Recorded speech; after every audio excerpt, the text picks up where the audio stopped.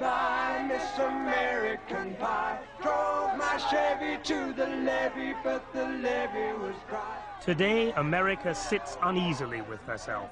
Whiskey and rye, singing, this will be the day that I die.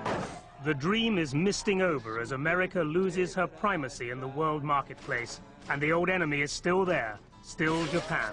Bye, bye, Miss American Pie. Drove my Chevy to the levee, but the levee... Japan bashing, even for congressmen, is the favorite new martial art. Singing, this will be the day that I die. This will be the day that I...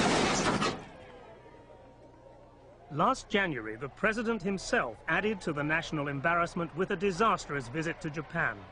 The trip had an air of desperation, as the most powerful man in the world half bullied, half cajoled the successful Japanese.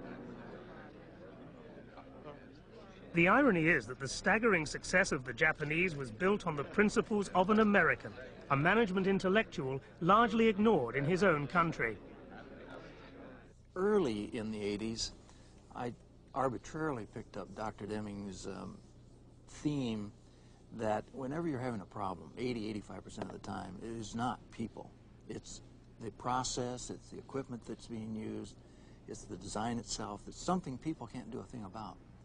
I believe that Dr. Deming has started a quality revolution. What he taught the Japanese can be done by any manager around the world who wants to make the effort, and that his revolution is as important, if not even more important, and certainly as drastic as the Industrial Revolution or even the Agricultural Revolution.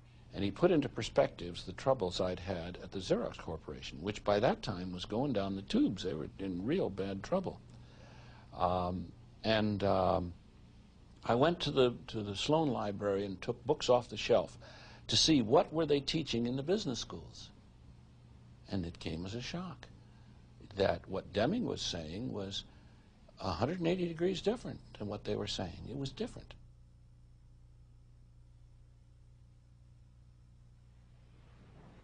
After the war, for a decade, figures showed that we were doing well. We were not. We were doing miserably. And it caught up with us. The style of management caught up. We can't get by with it. Dr. W. Edwards Deming, 91 years of age, has long believed the American dream was a mirage. As the man the Americans sent to reconstruct the Japanese economy after the war, he is the original management guru. His seminars are quasi-religious. He still holds young American managers in thrall throughout 4 days of the Deming gospel. The responsibility for quality lies at the top. Yet despite his seminal influence on Japan and latterly on America and Europe, it still rankles that his own countrymen have never really understood. People are doing their best. That's our downfall. Doing their best without knowledge. Putting in hard work without knowledge. There's no substitute for knowledge. A prophet is not without honor save in his own country and in his own house. That was the biblical fate of Dr. W. Edwards Deming until a few years ago. Now the testament sells in thousands. His supporters call themselves Deming disciples, and most months 500 of them pay $2,000 each to hear the word. All right. It's typical of this highly paid international consultant that he should choose to live austerely in a quiet Washington suburb. His basement office, the way Hollywood designers would have drawn it in the 1930s, is presided over by his secretary of nearly 40 years, Cecilia Killian. People that want to see you. Oh, yes. Admiral Kirkpatrick on 15 February. What he is trying to do is to have President Bush mention you in the State of the Union message at the end of January. President Bush wouldn't be the first. The study is cluttered with accolades from presidents of countries and companies around the world. Deming is a statistician by training. He graduated in mathematics from Wyoming University and Yale and spent his early working life counting the American population for the U.S. Census Bureau. Facing this laborious task, Deming set about applying his statistical methods to speed things up.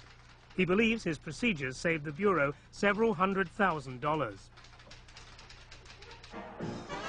When America joined the Second World War, Deming's skills were used to train the managers who had to run the production lines for the war effort.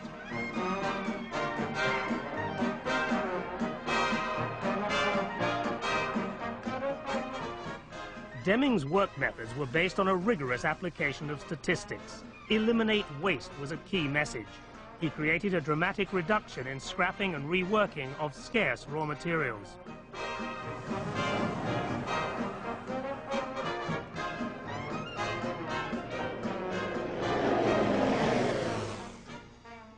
Deming's interest in adopting these methods had been influenced by another American statistician.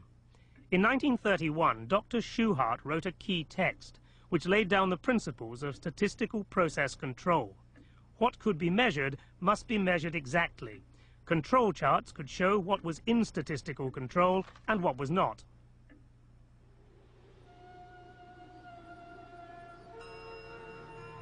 The war, conventional and nuclear, destroyed Japanese industry. When the country's young managers approached the task of renewal, they wanted new styles of management. World War II was a triumph of industrial management and production. The grim evidence of the American superiority in those skills lay all around the Japanese. The Americans sent consultants to advise on better management methods. Among them were Homer Sarason from Western Electric, Dr. Joseph Duran, another management consultant who was steeped in the methods of statistical control. Then in 1950, Dr. Deming arrived to tower over the Japanese both literally and metaphorically. They were sorely afraid that they had established reputation for shoddy quality, cheap and worth the price, that they could never undo it. I assured them that it would take only a short while to undo that reputation, develop new reputation. And remember this, when I talked with top management in Japan, I was talking to 80% of the capital. I was back again in 6 months, back again in another 6 months, back in 1952, several trips, always teaching the same thing. They listened. I said that in 5 years, the whole world would know about Japanese quality, that manufacturers the world over would be screaming for protection. They beat it. They did it in 4 years. Despite the dry statistics, Deming's theories are very sensitive to people. His fishtail diagram illustrates how any system is the sum of its human parts. People in a system must cooperate, the one with the other. The system must have an aim. Everybody must know about it. Know what his job is. Who depends on him? Whom does he depend on? Then there's joy in work. Because you feel you belong, you're important, you're really part of the company. You know, and you've done a good job and have a chance to do it. That's all people ask for. ただ私がデミングさんの話にプラスしたのはね、これはやっぱりね、人間の本質が影響してる。どんなにレクチャーしたって、どんなに指導をうまくしたって、どんなに本を読ましたってダメなんだ。だから人間の品質管理をすべきであるというのは僕の考えなんですよ。人間の品質管理をやるべきである。で、私はこれを始めたわけです。人間を含めての品質管理っていうのをそれからずっとやりましてね。